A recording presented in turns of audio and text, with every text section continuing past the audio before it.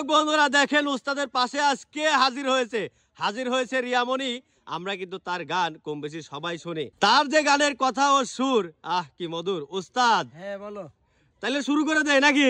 শুরু তো অবশ্যই করব, কারণ রিয়ামণি মানেই নতুন কিছু, নতুন বিনোদন। আর কি বলবো, আমার মনে হয় রিয়াকে যত দর্শক বন্ধুরা ভালোবাসে, এত ভালোবাসা মনে হয় কাউকে দেয় না। হ্যাঁ ওস্তাদ, এটা ঠিকই কইছেন। আচ্ছা রিয়া রেডি না? হ্যাঁ ভাইয়া, তাহলে ঠিক আছে, শুরু করে দাও। জোনাকি গায়ে